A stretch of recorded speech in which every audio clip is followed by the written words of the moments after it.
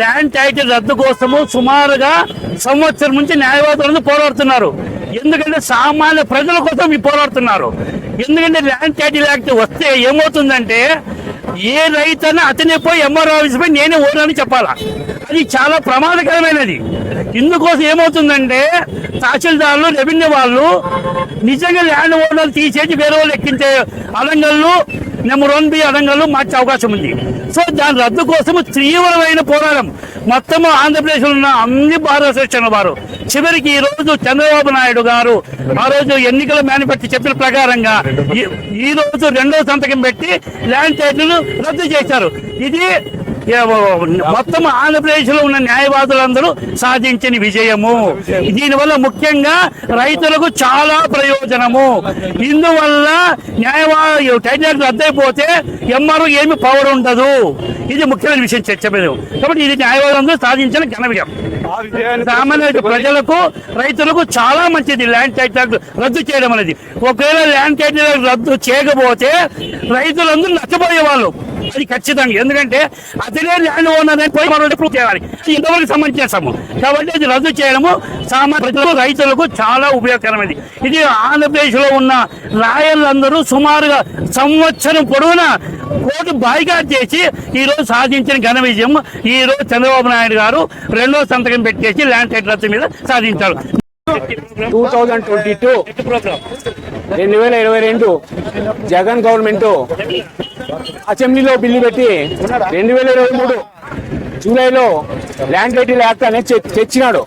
దాన్ని ప్రజలకు తెలియకుండా, న్యాయవాదులకు తెలియకుండా, న్యాయమూర్తులకి తెలియకుండా, ఎవరికి తెలియకుండా ఏకపక్షంగా ల్యాండ్ టైటిల్ యాక్ట్ తెచ్చి దీనివల్ల ప్రజలకు చాలా నష్టం జరుగుతుంది. ముఖ్యంగా ఈ ల్యాండ్ టైటిల్ యాక్ట్ వల్ల ముఖ్యంగా లాయర్లకి ప్రజలకి చాలా ఇబ్బంది అవుతుంది. కోర్టులకు కూడా సివిల్ కోర్టుకి అనుమతి ఇస్తే సివిల్ కోర్టులో తీసుకోవాలని చెప్పాలి, కానీ ఎక్కడో ట్రిబ్యునల్స్ ని పెట్టి ఆఫీసర్స్ ని ఆర్డీఓ కలెక్టర్ వారికి పవర్స్ ఇస్తూ ల్యాండ్ టైటిల్ యాక్ట్ మంచిది కాదు ఇది. అందువల్ల ఈ టైటిల్ యాక్ట్ ని నారా చంద్రబాబు నాయుడు గారు మా గవర్నమెంట్ వస్తే ఇమ్మీడియట్లీ రద్దు చేస్తామని చెప్పినందువల్ల ఈ 24లో 2వ సంతకం ల్యాండ్ టైటిల్ యాక్ట్ మీద రద్దు చేయడానికి ఆయన కూర్చోడానికి ఆయనకి మరి ఒకసారి మేము థ్యాంక్స్ తెలియజేస్తున్నాము. ఈరోజు మా కార్యక్రమం ఏంటంటే మేము ఇంతకుముందు ఏదైనా కానీ సివిల్ సూట్ అంటే సివిల్ కి సంబంధించిన ల్యాండ్ డిస్ప్యూట్స్ కానీ అలాంటి డిస్ప్యూట్స్ వచ్చినప్పుడు ఇంతకుముందు గతంలో ఉన్నప్పుడు సిపిసి కానీ అవన్నీ ఏం చెప్తాయంటే రైతులకు ఎలాంటి సివిల్ సమస్యలు వచ్చినా మనం కోర్టుకు వెళ్ళి పరిష్కరించాలనే ఒక సిపిసిలో మేము ఏదైనా సమస్య వస్తే రైతుల తరఫున ఆర్డర్ 7 రూల్ 1 కింద రిపీట్ సివిల్ సూట్ ఫైల్ చేసేవాళ్ళం. కానీ ఈ జగన్మోహన్ రెడ్డి అధికారంలోకి వచ్చిన తర్వాత ఈ ల్యాండ్ టైటిలింగ్ యాక్ట్ అంటూ ఒకటి తెచ్చి ఆ ల్యాండ్ టైటిలింగ్ యాక్ట్ ముఖ్యంగా ఇది రాజ్యాంగ విరుద్ధంగా ఉంది. ఎందుకంటే ఎప్పుడో మన పూర్వీకుల నుండి ఏ భూమి సమస్య వచ్చినప్పటికీ కూడా మనం కోర్టుకెళ్ళి మన హక్కుల్ని మనం కాపాడుకునే వాళ్ళం, మన ల్యాండ్ టైటిల్ సంబంధించినటువంటి హక్కుల్ని కాపాడుకునే వాళ్ళం. కానీ అలాంటి హక్కుల్ని అనేది హరించే విధంగా ల్యాండ్ టైటిల్ యాక్ట్ ఇచ్చి ఆ ల్యాండ్ టైటిల్ లో ముఖ్యంగా ఏముందంటే రైతులకు ఏమైనా సమస్యలు వచ్చినా, టైటిల్ సమస్యలు వచ్చినా, ఇంకో సమస్య వచ్చినా, ఏ సమస్యలు వచ్చినప్పటికీ కూడా వాళ్ళు కేవలం రెవెన్యూ అధికారులను పెడతాము, మీరు కోర్టుకు వెళ్లే హక్కు లేదంటూ ఈ రోజు రాజ్యాంగానికి తూట్లు వచ్చే విధంగా ఈ ల్యాండ్ టైటిలింగ్ యాక్ట్ అనే యాక్ట్ తెచ్చారు.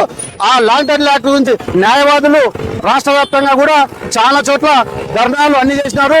అయినప్పటికీ కూడా చంద్రబాబు నాయుడు మేము చేస్తాము మీరు అని ఆయన ఎన్నికల్లో మేనిఫెస్టోలో కూడా చేర్చారు. ఆ మేనిఫెస్టోలో చెప్పిన విధంగానే ఆయన ఈరోజు 2వ సంతకము ల్యాండ్ టైటిల్ రద్దు పైన సంతకం పెట్టారు.